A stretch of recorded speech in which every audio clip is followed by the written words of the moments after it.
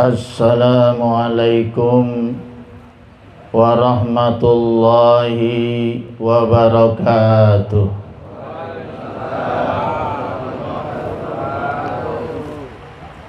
Alhamdulillah ala ni'amillah, wassalatu wassalamu ala rasulillah, wala hawla wala quwwata illa billah. Qala Allah Ta'ala fi kitabihil karim, a'udzu billahi minasy syaithanir rajim. Ya ayyuhalladzina amanu qu anfusakum wa ahlikum nara. Wa qala Rasulullah sallallahu alaihi wasallam, tazawwajun nisa fa innahunna ya'tinakum bil mal. Wa qala aidan an-nikahu sunnati faman raghiba an sunnati falaysa minni. Rabbi shrah li sadri wa yassir li amri wahlul 'uqdatam min lisani yafqahu qawli. Rabbi zidni ilman nafi'a warzuqni fahman jaida bil laili wan nahar. Allahumma faqihni fid din wa 'allimni ta'wila. Amma ba'du, yang saya hormati sahibul walimah Al-Ustadz Muhasan RT beserta keluarga besar. Yang saya hormati dari pihak besan laki-laki yang kebetulan, ya bukan kebetulan sih ya, masih encing saya, Bapak Ustadz Haji Nisan dari Dongkal beserta rombongan. Para hadirin hadirat sekalian, para alim ulama, para hujat, tokoh masyarakat, RT RW setempat, yang tidak bisa saya sebutkan satu persatu, tapi insya Allah kehadiran kita malam hari ini dicatat sebagai nilai ibadah di sisi Allah Subhanahu wa ta'ala. Amin ya rabbal. Qari kita Ustadz Hidayatullah dan tim Hadroh generasi muda, saya doakan mudah-mudahan enteng jodohnya. Amin. Yang aminnya paling keras belum dapat jodoh. Marilah kita bersyukur kepada Allah Subhanahu wa ta'ala bahwa pada malam hari ini kita dipertemukan oleh Allah dalam rangka memenuhi undangan sahibul bait, yaitu dalam rangka tasyakkur, di mana Bapak Muhasan ini telah mendapat mantu ya. Yang kebetulan mantu ini murid saya, Saudara Aplahul Mumtaz, biasa dipanggil Aplah atau Aab. Memang dari kecil di pesantren Darul Amanah An-Hadiyah Kelurahan Kenanga Irigasi Cipondo Tangerang. Alhamdulillah beliau telah menuntaskan pendidikannya di pondok pesantren selama 6 tahun dari SMP maupun SMA. Insya Allah ini cukuplah untuk bekal menjadi imam dalam rumah tangga. Amin. Ibarat pisau belum tajam saya berikan di pondok pesantren, tapi tinggal mengasah lagi, belajar di mana saja berada dengan ustadz setempat. Insya Allah. Kalau sekadar jadi imam, mimpin tahlilan, yasinan, bahkan termasuk khutbah, insya Allah siap. Alhamdulillah. Bahkan sampai saat ini pun dia mengabdikan dirinya mengajar kitab salafiyah di pondok pesantren Darul Amanah An-Hadiyah. untuk tabaruk ya, ya. Kalau ngajar di pondok sendiri niatnya nyari berkah, bukan nyari duit. Ya, nyari duit dagang banyak duit ya. Hadirin hadirat sekalian, yang kedua tak lupa kita sampaikan salawat dan salam kepada Nabi besar Muhammad. Mudah-mudahan kita yang kumpul pada malam hari ini kelak bisa berkumpul kembali di akhirat di hadapannya Nabi besar Muhammad sallallahu alaihi wasallam, dan kita mendapat syafaat beliau sebagai syarat untuk masuk surganya Allah Subhanahu wa taala. Amin ya rabbal. Berbicara masalah nikah. Nikah itu para ulama merumuskan aqdun yatadammanu bihi ibatal wati bilafzin inkahin. Kalau bahasa gampangnya, nikah itu menghalalkan yang haram. Betul? Betul? Udah nikah belum? Belum. Ntar saya kasih ilmu pelet. Getah nangka. Menghalalkan yang haram. Dulu tuh yang namanya uswatun hasanah alias nana tuh haram, betul nggak? Megangnya haram, bukan mahram, betul nggak ya?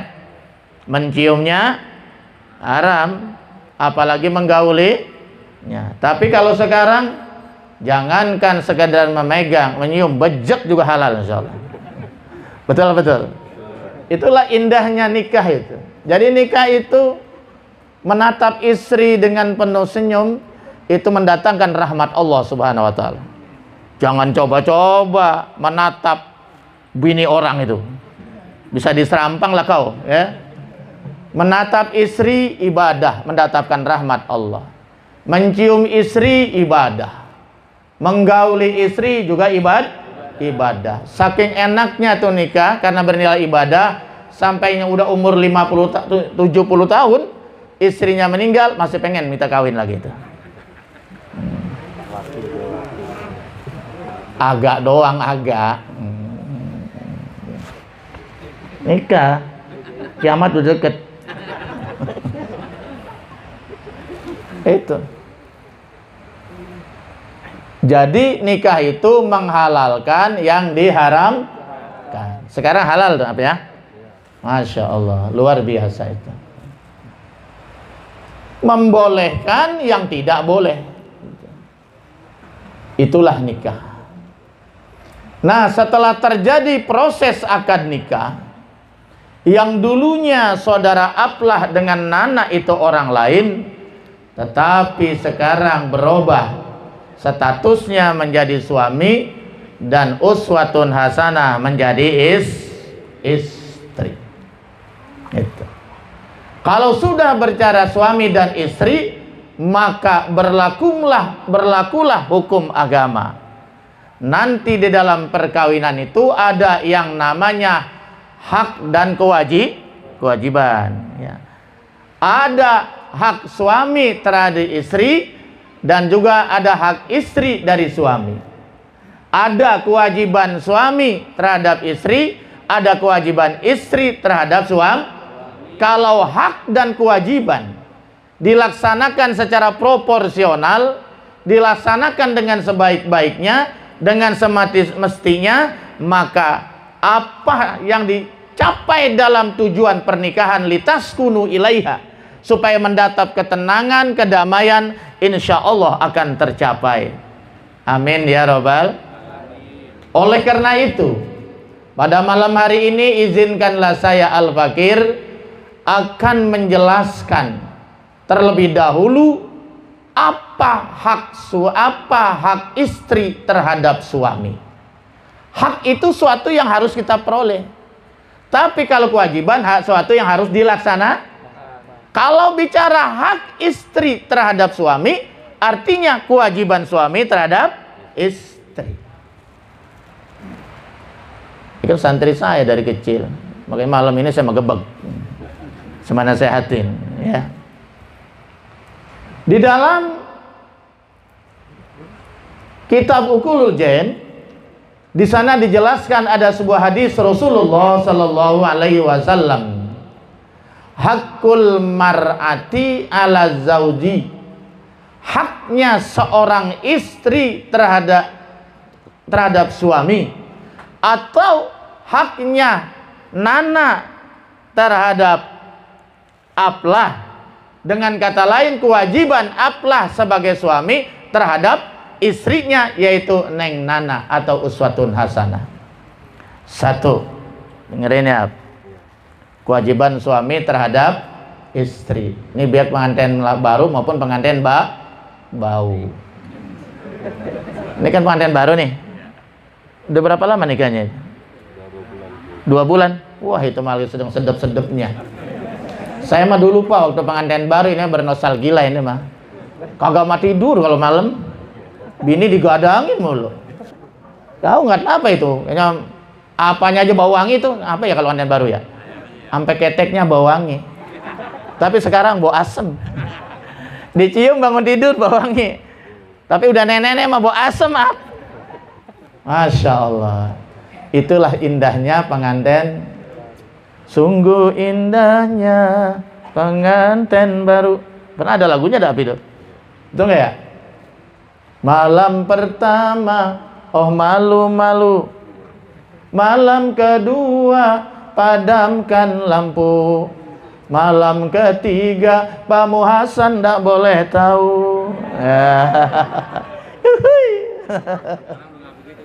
Oh nggak begitu sekarang mah? Enggak gitu langsung. Oh langsung? Saat saya mah waktu malam pertama istri saya kabur. Takut. Kalau anak sekarang mah galakan perempuan kali ya. Masya Allah. Ya tahu deh, saya mau orang jadul sih. Kewajiban kita yang pertama nih, kewajiban suami terhadap istri yang pertama, ayu ta'imaha iza ta'ima. Itu kata Rasulullah. Jadi kewajiban suami terhadap istri yang pertama, ayu ta'imaha iza ta'ima. Hendaklah suami memberi makan kepada istrinya selayak yang dia makan. Kalau aplah makannya pakai kangkung, wajar kalau istrinya nana makan pakai kangkung. Nggak apa-apa, asal tidak asam urat.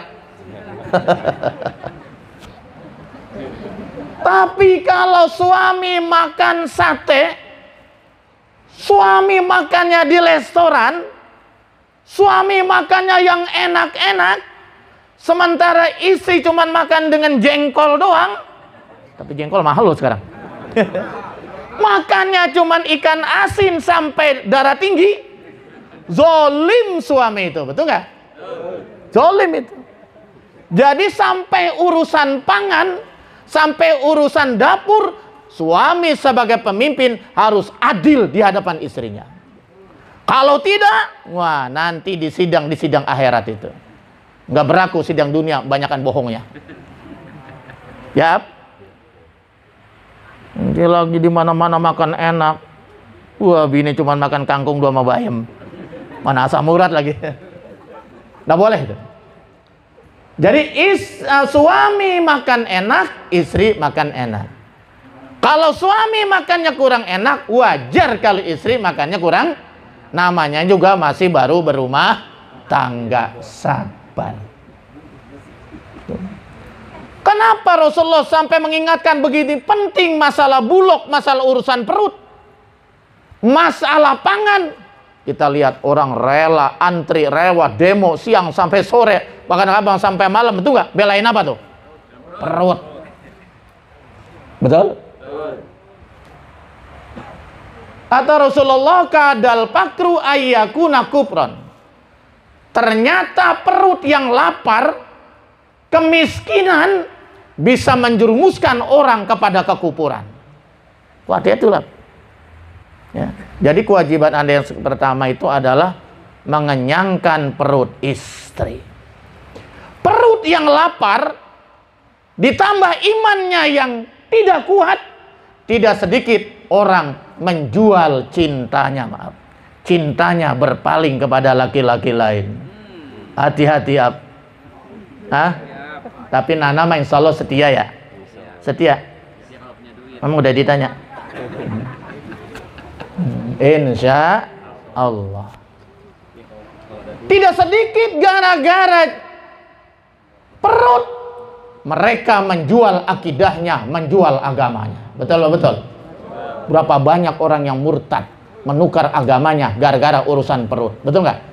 Tidak sedikit orang yang gara-gara cinta rela masuk agama lain dan meninggalkan agama Islamnya. Nauzubillah summa nauzubillah. Jadi untuk menstabilitakan cinta, wah ini bahasa apa itu? Supaya cinta ini stabil, supaya akidah ini stabil, maka jagalah stabilitas perut, Ab. Betul nggak? Bayangkan negara kalau bulog nggak ada isinya, ngamuk tuh rakyat, betul nggak? Membeli beras kagak ada, membeli minyak goreng kagak ada, betul nggak ya? Membeli terigu nggak ada, ngamuk tuh rakyat tuh, betul nggak? Masya Allah. Itulah pentingnya masalah urusan perut. Tapi yang namanya kewajiban ini memberi nafkah yang bersifat pangan, nanti ada standarnya di dalam agama. Ada standar wajib, ada standar sunnah. Mubah malah. Standar wajibnya berapa? Sesuai dengan kemampuan kita. Yang dinamakan nafkah wajib. Menggugurkan kewajiban. Berapa kebutuhan istri kita satu hari? Apakah 25.000 cukup? Tidak. Kalau tidak, tambah lagi 50.000 cukup. Ya kalau cukup ya sudah, itulah nafkah wajib yang harus kita berikan. Lebih dari itu adalah merupakan kebijaksanaan kita, bukan satu kewajiban. Betul apa betul? Anda ada ibu-ibu nggak sini? Oh, ada ya. Ibu ngapa di dapur mulu ya, Bu? Dandan, Bu, kalau malam yang cakep. Jadi gitu, Pak. Kalau sudah nafkah wajibnya terpenuhi, buat beli gas, buat beli minyak goreng, buat beli beras, betul nggak ya? Kebutuhan sehari-hari, berarti secara hukum sudah gugur kewajibannya di hadapan Allah Subhanahu. Tapi yang namanya kebutuhan ini setiap orang berbeda. Itu. Yang kedua, makanya ente kalau belum bisa beli minyak goreng, belum bisa beli gas, belum bisa beli beras, jangan nikah dulu. Wah iya. Wah nggak apa-apa Pak Ustadz, kan saya udah janji di SMA dulu, sehidup semati, walaupun beralas koran. Iya emang bener. Iya kalau 1 malam, 2 malam, 3 malam, kalau 1 bulan tidur di alas koran, masuk angin. Gak apa-apa Pak Ustadz, saya udah janji sih, biar nggak apa-apa makan sama garam juga. Ya 1 hari masih bertahan tuh cinta. 2 hari, 3 hari, kalau seminggu, sebulan, darah tinggi, stroke. Kata istrinya, Bang, pulangkan saja kepada ayahku dan ibuku. Ya, itulah. Jadi penting hal-hal yang semacam ini kita pikir. Makanya anak muda yang belum bisa memberi nafkah, pulsa saja masih nadang sama orang tua, betul? Bensin saja masih nadang sama orang tua. Jajan saja masih minta sama orang tua. Jangan kawin dulu, puasa yang banyak. Rasain lo ngapa deket gua. Kata Nabi kan begitu. Ya masyarul syabab, manis tato amin kumul ba'fal ya jawab. Barang siapa yang mereka sudah ba'ah, sudah mampu, silakan falyatazawwaj, silakan nikah kalau udah mampu. Nah mampunya ini, ba'ahnya ini apa? Yang mampu bisa juga diartikan karena dia sudah siap secara keilmuan, betul nggak? Iya, kita perlu tahu juga ilmu dalam berumah tangga, betul nggak? Apa hak kita, apa kewajiban kita? Ini bekal modal, betul nggak? Jangan berumah tangga nol. Ini namanya dewasa secara intelektual. Iya, mampu secara intelektual, mampu secara keilmuan. Makanya di sekarang pemerintah mengadakan penataran calon pengantin.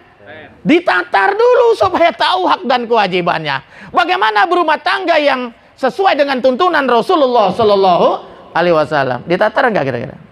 Ikut penataran juga? Kok Ustadz ditatar ya? Berapa lama? Berapa kali? Kali? Masya Allah. Ternyata penting itu Pak ya, betul nggak? Masya Allah ya. Yang kedua, mampu secara ekonomi. Ini juga penting. Ba'ah secara ekonomi. Minimal nafkah wajib setiap hari dia bisa penuhi. Kalau tidak, puasa dulu. Tapi jangan lama-lama puasanya. Tapi nggak apa-apa badannya digemuk gini. Kasihan kan yang kurus, betul nggak? Masya Allah. Iya. Jadi bukan hanya cukup modal cinta, tidak cukup. Ya. Ba'ah di situ bisa ba'ah secara keilmuan, ba'ah secara ekonomi, artinya dia mampu memberikan nafkah wajib kepada istrinya. Dan dia juga ba'ah secara emosional, artinya sudah bersikap dewasa. Jangan sudah berumah tangga masih cengeng, masih bergantung aja sama orang tua. Nauzubillah min. Dari kecil, dari TK, SD, SMP, SMA sampai udah nikah, masih saja bergantung sama orang tua. Kapan orang tua senangnya, betul nggak ya? Nah, jadi kalau sudah berumah tangga, sebaiknya orang tua sudah tidak berkewajiban lagi ya. Bersikaplah mandiri. Orang tua tinggal membimbing, mendoakan. Betul apa betul? Senang dah tuh kalau ngelihat anak mantu pada senang ya. Orang tua udah situ senang aja biar nggak dibagi juga, betul nggak? Apalagi kalau bagi maaf. Begitu. Ya, puasa anak muda ya. Kalau belum ba'ah, palai bisau makan hendaklah dia berpuasa. Fa'innahu aghadulil basar wa sanil farj. Karena dengan puasa itu bisa menjaga mata. Ini kan potongan mata kucing garong semua ini. Iya. Teman sekarang ngumpet-ngumpet di handphone kan, ngelihat yang macam-macam kan. Ngaku. Iya. Wah, coba kalau nggak dengan puasa itu bisa menjaga mata dari maksiat, bisa juga menjaga dari perzina. Orang kalau puasa ampernya turun. Anak muda tegangan tinggi, nafsunya tinggi, kagak puasa, ngelihatnya yang parno. Mending lihat parno. Bahaya itu. Bukannya bahaya, pakai tasdid, bahaya. Betul nggak ya? Makanya Nabi solusinya yang belum mampu, belum siap berumah tangga, nikah, puasa. Puasa kemarin, Asyura. Asyura puasa enggak? Ya Allah kagak. Saumu yaumi Asyura yukapiru sanatan madiyatan. Puasa satu hari di tanggal 10 Muharram namanya puasa Asyura dapat menghapuskan dosa-dosa kecil setahun yang telah kita lewatkan. Oh, jadi dari hari Asyura yang lalu sampai sekarang kalau kita puasa kemarin dihapus oleh Allah Subhanahu wa taala. Malah yang paling bagus dari hari Tasyu'a tanggal 9, maka santri saya itu wajib sahur bareng. Saya anjurkan, tapi ini wajib bukan menurut syarat, wajib menurut hukum pon untuk tarbiyah. Jadi semuanya puasa Tasyu'a dari tanggal 9, puasa Asyura. Nah, gitu makanya mondok. Ya, penting Pak puasa itu, penting sekali. Masya Allah. Yang kedua, tadi yang pertama apa? Kewajiban menstabilitaskan urusan pangan ya? Iya, kewajiban masalah urusan perut, nafkah. Yang kedua, kata Nabi, wayak suha izak tasa. Hendaklah dia memberi pakaian yang layak sebagaimana dia pakai. Suaminya pakai pakaian yang mahal-mahal, jasnya, Masya Allah, pakai 700.000. Saya jahit itu sama Pak Haji apa tuh? Yang di Alas Tua Sono, Pak Haji yang terkenal Pak Haji apa? Pak Haji Sapri langganan saya tuh. Ya, langganan saya tuh semua jas-jas wisuda saya sama dia tuh, Haji Sapri. Saya bikin jas, tapi saya nggak pakai hari ini ya. Tekor up kalau gue pakai. Itu bajunya aja 600.000 baju doang. Ya, tapi bahannya yang bagus, ini yang bagus. Ya. Bikin jas nggak kemarin?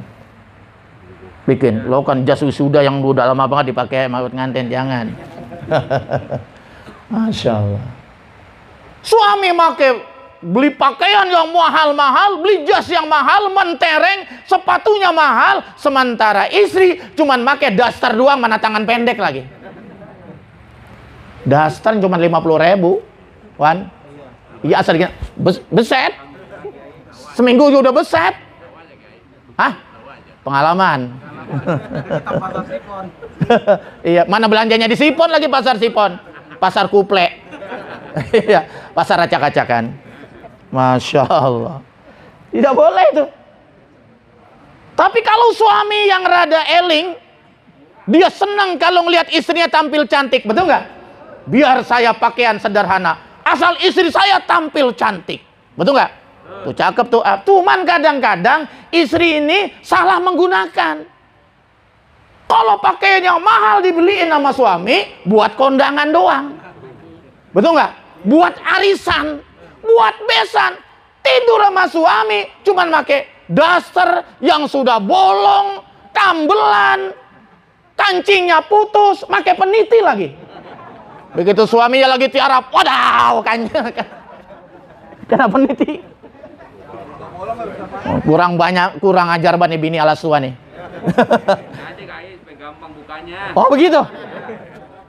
Ya tapi jangan peniti dong, Masya Allah. Jangan ya Bu ya, ibu-ibu, jangan disalahgunakan.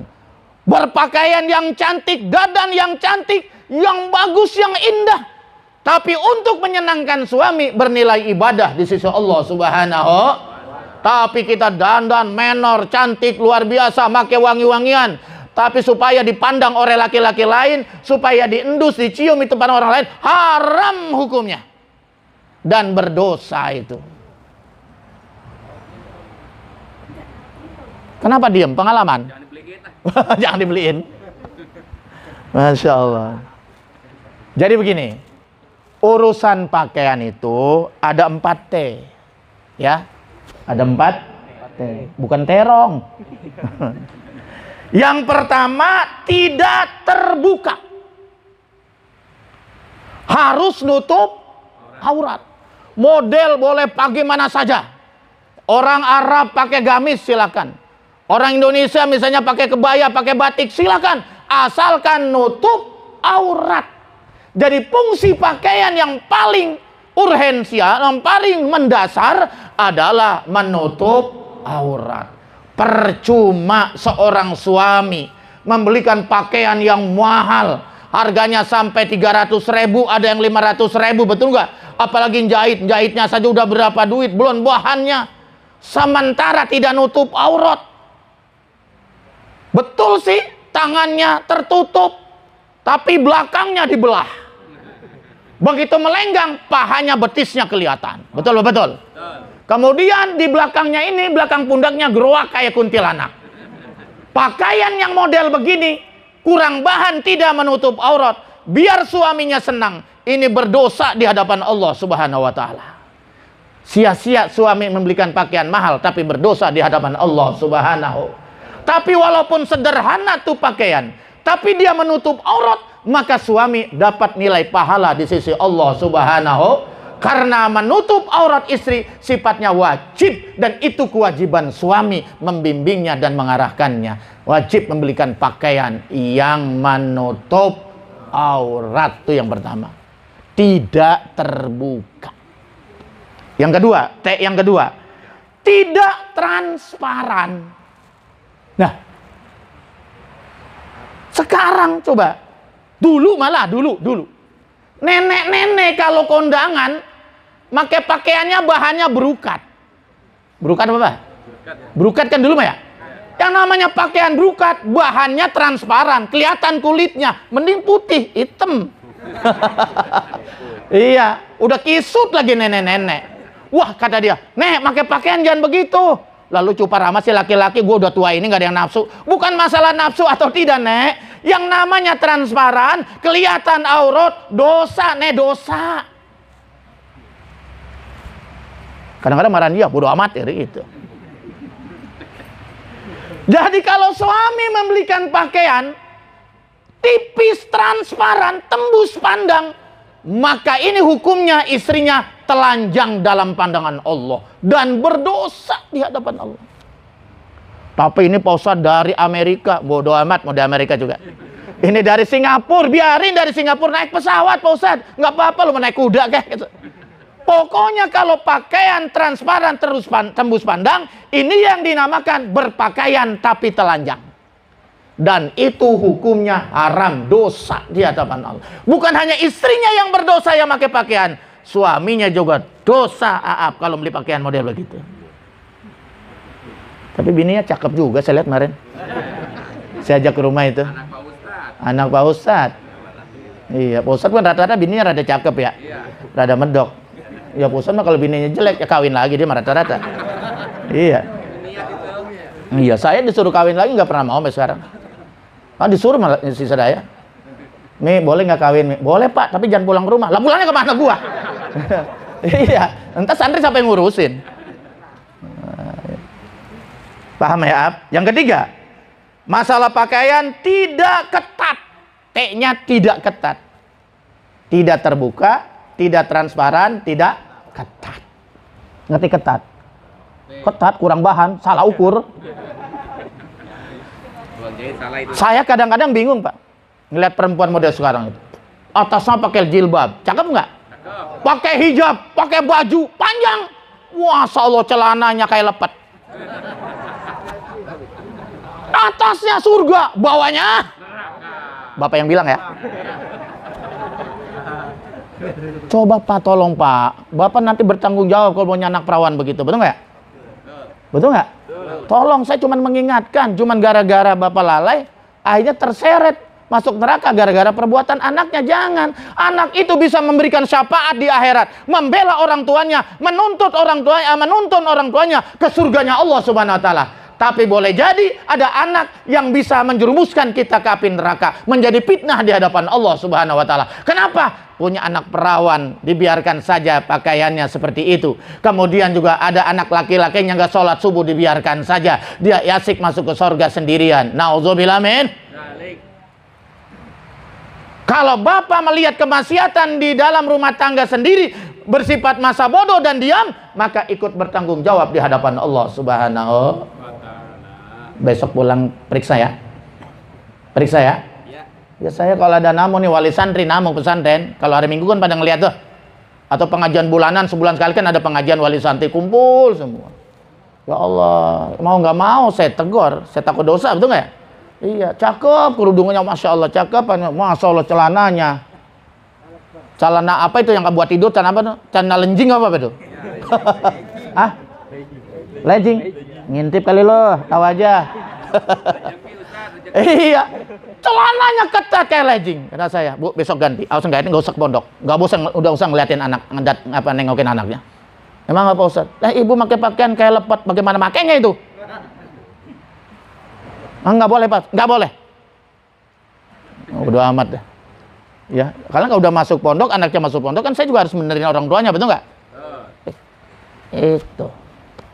Yang terakhir, tidak menyerupai jenis. Perempuan pakaiannya kayak laki-laki. Saya pernah dulu, waktu masih bujangan, waktu saya jadi penyiar di radio SKM, penggemar saya kayaknya banyak dulu di sini. Termasuk Amroni itu, ada Ustadz Mas Suud. Siapa Mas Suud? Siapa? Iya, iya itu, Masya Allah. Saya ketika itu mau ngajar, naik angkot, masih susah saya. Naik angkot, jurusan Tangerang, turun di Asukriya. Tahu Asukriya? Banjarwijaya. Iya, turun. Itu ada anak perempuan, ya kan? Rambutnya pendek. Pendek segini nih, kayak laki-laki. Laki kan nggak boleh menyerupai laki-laki, betul nggak? Nah, itu dari segi model rambut, belum pakaian. Pakaiannya pakaian laki-laki, rambutnya pendek. Saya bilang, segitu saya masih ngerokok, masih badung saya. Sekarang udah nggak ngerokok, udah sepulang haji sudah nggak ngerokok. Ya. Rokok pahit, enak, udah pokoknya. Iya. Tadi itu ada yang merokok di musola tuh, saya tegur, saya lupa. Ya, jangan, kalau di musola di masjid jangan merokok di comberan aja sana, di WC. Iya. Ya, tempat begini juga jangan merokok, kasihan tidak merokok. Itu hormati kita. Nah, Jangan kesinggung luan. Ya, Masya Allah. Sedap, Bang. Bang, minjem korek dong, Bang. Minjem korek. Apa korek? Mata lu buta galakannya. Saya nengok perempuan. Masya Allah. Allah melaknat perempuan yang pakaiannya menyerupai laki-laki. Dan Allah juga melaknat laki-laki yang pakaiannya menyerupai perempuan. Bahkan sampai gaya hidupnya, perilakunya kayak perempuan, tapi siang megagah perkasa, tapi malam bencong. Manusia dua rupa itu. Siang jadi manusia, malam jadi kuntilanak. Wah, apalagi yang begitu mah. Pakaian saja, laki-laki menyerupai perempuan, perempuan menyerupai laki-laki, haram, nggak boleh. Ya, ya. Ya aja, gua tekeh lo. Ustad domelin, Ustad. Bukan domelin, nasehatin. Ya. Itulah, Pak. Itu tentang masalah pakaian. Wayak suha izak tasa. Saya nggak ngarang loh, Pak. Saya ngambil dari hadisnya. Ya. Yang ketiga, kewajiban yang ketiga itu kewajiban aplah sebagai suami terhadap istrinya Neng Nana. Walayadribul wajah. Tidak boleh main kasar, sedikit main pukul. Apalagi yang dipukul pip, haram. Karena kebanggaan wanita itu adalah pip. Setiap ngacanya saja bisa 15 menit, bahkan ada setengah jam. Ngacanya aja tuh lihat. Karena yang paling dia banggakan adalah wajahnya. Lihat berapa macam itu. Ada lapis, ada buat nyuci muka, ada lapisan pertama, lapisan kedua, lapisan ketiga, nggak tahu apa tuh, semen apa. Iya. Jadi perempuan mah tuh kosmetiknya aja udah mahal bener. Betul nggak ya? Biaya mahal luar biasa. Ternyata kebanggaannya itu marah kita tampar pipinya. Masya Allah, nggak boleh ya, Ap ya. Jangan, Ap. Pak Hasan jawer aja sebenarnya kalau dia main ambar. Iya, cium. Kalau marah jangan tampar, cium saja. Insya Allah dia akan tersenyum. Begitu, betul nggak ya?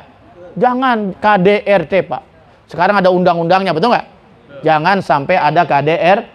Apalagi kita berbuat kekerasan terhadap istri kita di hadapan anak kita. Nanti anak kita bisa nular itu.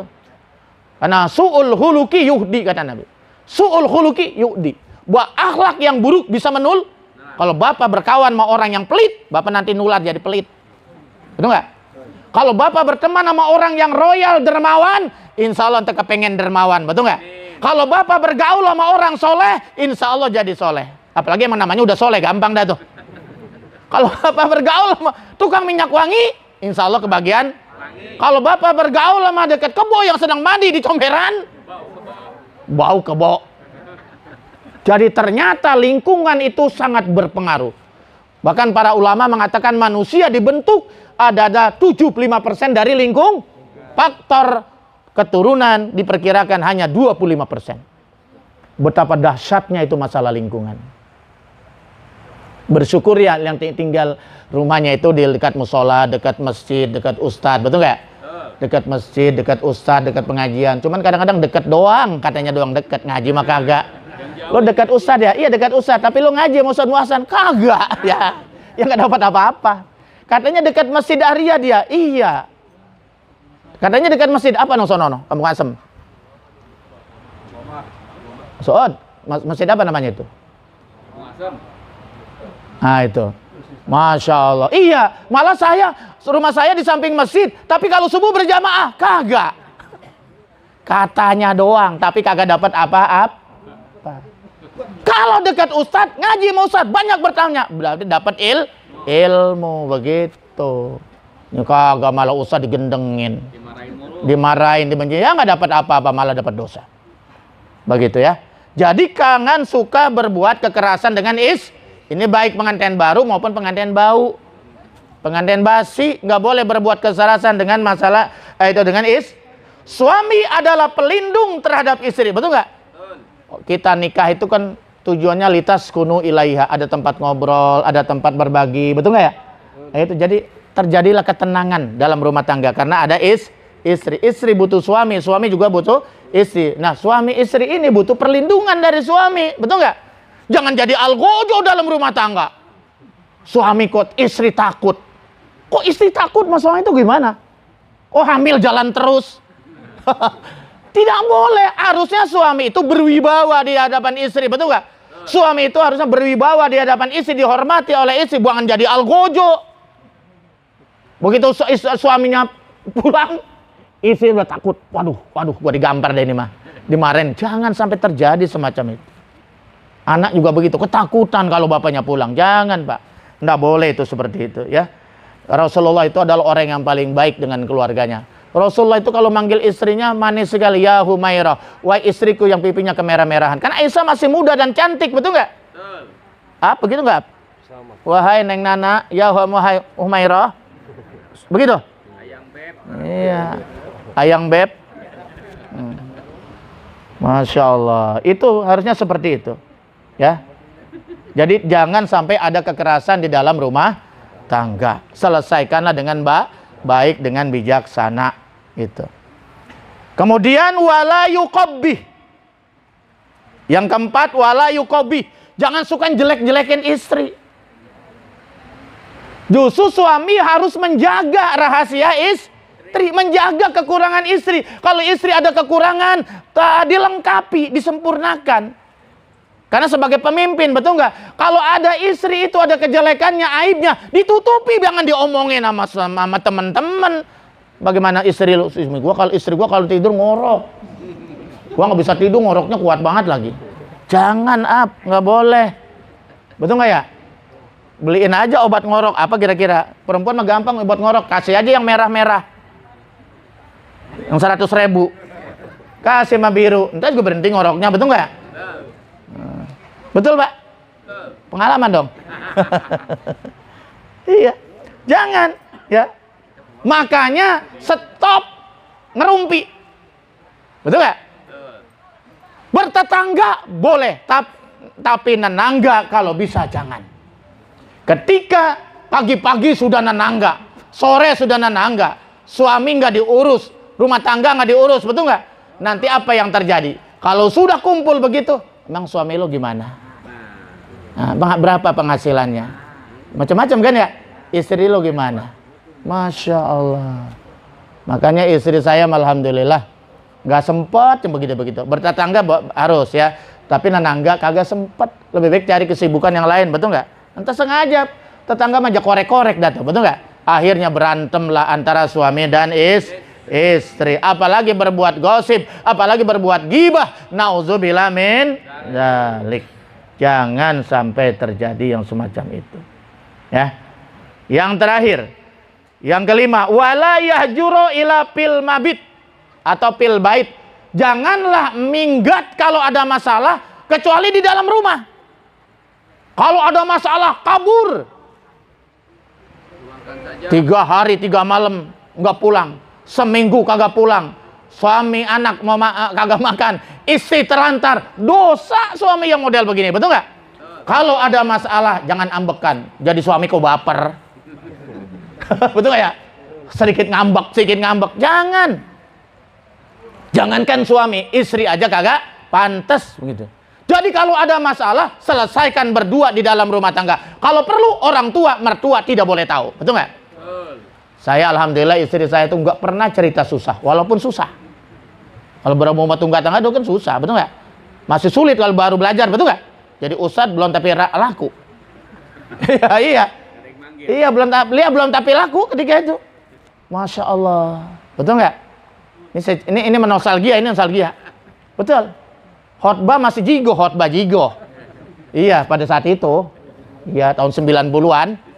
Masya Allah. Ya sudah dilayani aja, memang suatu kewajiban, satu tugas, betul nggak? Ya istri juga alhamdulillah sabar. Jadi kalau ada masalah jangan. Tapi istri saya nggak pernah cerita sama orang tuanya. Udah kita telan aja, pahit manis telan aja berdua, betul nggak? Ada masalah ngerumpi ngomong sama tetangga, kata tetangganya rasain lo. Buat ngasih solusi ya. Tetangga juga lagi pusing, kita ribut susah. Tetangga juga lagi susah pandemi begini. Cerita susah. Tuh nggak ya? Kita berumah tangga, datang orang tua cerita susah mulu. Kapan nyenangin orang tua, betul nggak? Udah nggak bisa bagi apa-apa, ya jangan cerita susah dong sama orang tua, betul nggak? Kecuali darurat militer. Ya? Iya, kalau masih bisa diatasi, atasi. Ini enggak, minggat. Baper. Iya. Anak ditinggalkan, enggak makan, enggak minum. Istri ditinggalkan, enggak punya duit. Nah, ini kan berdosa di hadapan Allah, betul nggak? Nah, ini tidak boleh semacam ini, ya. Selesaikanlah segala persoalan di dalam rumah tangga saja. Jangan sampai meninggalkan rumah. Bisa ranjang saja, betul nggak ya? Ya, nggak ada rumah tangga yang nggak ada masalah, betul nggak? Pasti ada masalah. Tapi kan tidak harus seperti itu solusinya. Jadi cukup, kata Nabi, minggatnya cukup pisah ranjang saja, pisah tempat tidur saja. Biar istri tidurnya di kasur, di ranjang, biar kita mah di sofa, nggak punya sofa, di ubin, betul nggak ya? Ntar begitu kelamaan tengah malam jam 12 gatal nyamuk banyak, berubah pikiran, tidur pindah. Iya, kitik-kitikin kagak berubah juga, unjukin duit yang merah. Ya tuh gue balik, udah damai udah. Ya pengalaman saya mah itu begitu. Iya, Masya Allah. Kadang-kadang kalau habis marah, baik kayak pengantin baru, betul nggak? Betul nggak? Tuh, betul katanya. Tuh, harus percaya sama lebih tua, pengalaman. Jadi ada manfaatnya tuh. Ya, ada manfaatnya kristal dalam rumah tangga. Ya, marah-marah kecil, ngambek-ngambek dikit nggak apa-apa lah. Tapi ntar kalau udah baik Masya Allah luar biasa itu. Tapi ini masih pengantin baru nggak ada marah kali rasanya ya. Alhamdulillah, Masya Allah. Ya mudah-mudahan rumah tangganya sakinah mawaddah warahmah. Rumah tangganya mudah-mudahan senantiasa dibimbing oleh Allah. Ya, bisa membina rumah tangga sesuai dengan tuntunan Nabi besar Muhammad. Diberkahi oleh Allah, diluaskan rezekinya, diberikan momongan, ya, keturunan yang soleh dan soleh. Insya Allah nanti acaranya ini juga mudah-mudahan membawa keberkahan. Insya Allah besok tamunya banyak, insya Allah. Insya Allah nanti juga dari Pondok Pesantren Darul Amanah Hadiah, insya Allah besok juga siang akan kemari. Ya, insya Allah nanti kepala sekolah dan Umi juga pada kemarin, insya Allah. Doakan aja biar pada sehat. Amin ya robbal alamin. Mari kita baca Fatihah. Ya mudah-mudahan kita doakan kedua mempelai rumah tangganya dirahmati dan diberkahi oleh Allah Subhanahu wa taala. Kita juga pengantin tua, pengantin basi, ya. Mudah-mudahan senantiasa rumah tangga kita dijaga, dipelihara oleh Allah Subhanahu wa taala, menjadi rumah tangga yang sakinah mawaddah warahmah, istri kita menjadi istri yang soleha, anak-anak kita menjadi anak yang soleh dan soleha. Ala hazini al-Fatihah. A'udzubillahi minasyaitonirrajim. Bismillahirrahmanirrahim. Alhamdulillahirabbil alamin arrahmanirrahim maliki yaumiddin. Iyyaka na'budu wa iyyaka nasta'in ihdinas siratal mustaqim siratal ladzina an'amta 'alaihim ghairil maghdubi 'alaihim waladdallin. Amin. Ya, ini saja yang dapat saya sampaikan. Saya bahas cuma satu. Kewajiban suami terhadap kewajiban istrinya belum. Ntar episode kedua. Kalau ada yang kawin lagi. Terima kasih. Lebih kurangnya mohon maaf. Wallahu muwaffiq ila aqwamit thoriq. Assalamualaikum warahmatullahi wabarakatuh.